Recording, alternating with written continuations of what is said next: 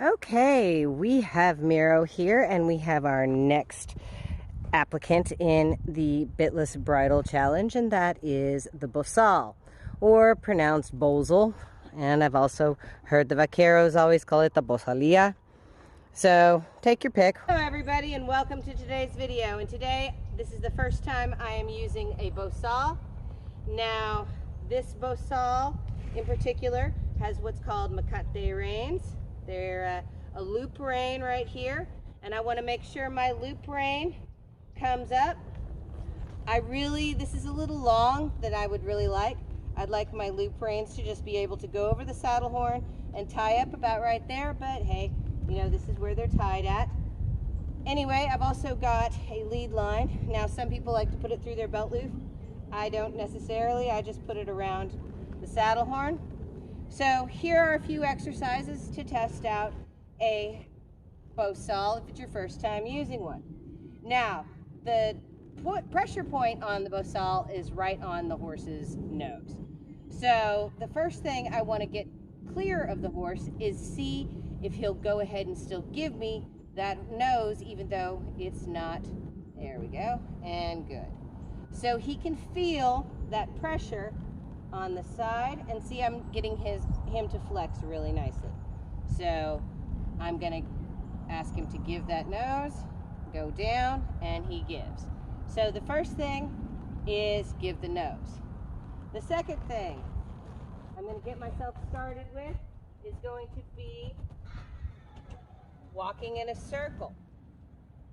And I'm gonna spiral down to a one rein stop. I'm gonna put the brakes on, make sure I can put the brakes on with any part of equipment that I'm testing. So ready, I'm gonna pull his nose in, whoa, and he gives and a stop. All right, let's walk it over to the next size. And this is all kind of general. This is usually the same thing, but remember, we're looking at safety. We're looking at what works for you and what works for the horse.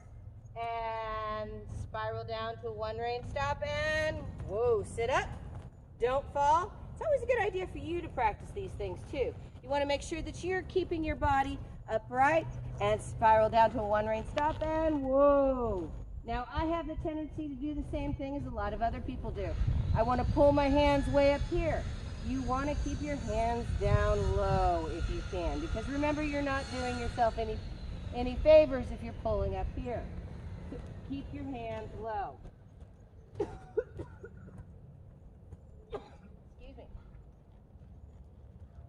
Alright, so we've got control of the head. The next thing we're going to work with is a little bit of indirect rein.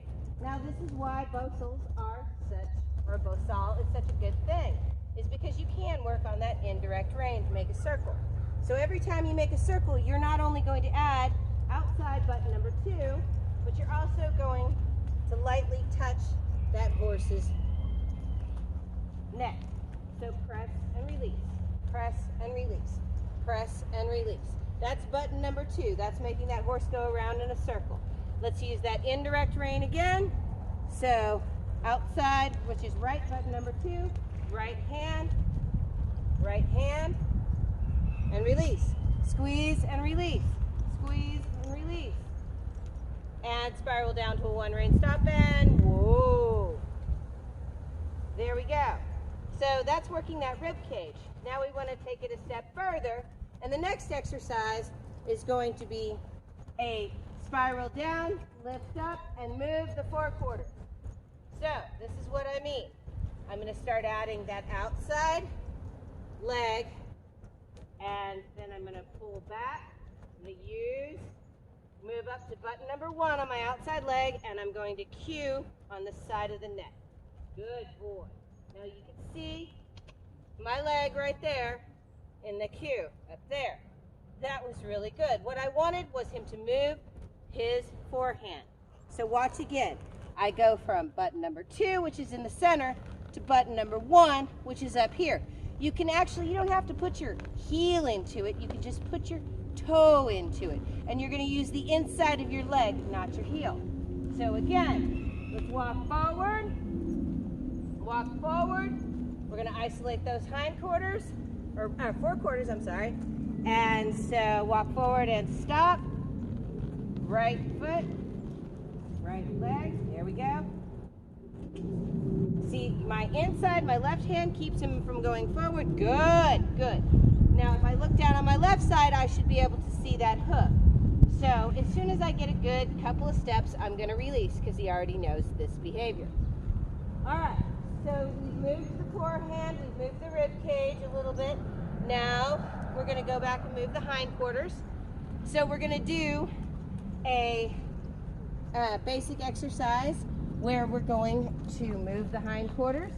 So, I'm going to spot on the right side, I'm going to ask him to give his head, and I'm going to get him to move those hindquarters. Outside, rein. Come on. There we go. There we go. Oh, spiral down, and there, relax his head. So he gave his head. I was not pulling his head. He's just the one giving his head a little bit too much. Come on. And don't go for my leg. No, no. There we go. Kind of gave me a bit of an attitude on that. He didn't really like me touching button number 3 a little bit. So we're going to go back and do it a little bit more. If you have a cone or something to put their nose on, what you're really trying to do is focus that hindquarters to cross over. Ready, and cross over. Come on. Cross over. Come on. Not the forequarters. So I've got to hold him from going forward. Ready, and there we go. There we go. Good boy. That was much better. Turn around. Turn to the left. Button number 3 on the left side. Right hand pulls him, keeps him from going straight. He's the one moving his head, not me. Come on. He's the one giving his head too much. And when to release, you can make that a little bit easier. But he is at least listening to all the buttons, and he's using the Bosal quite good.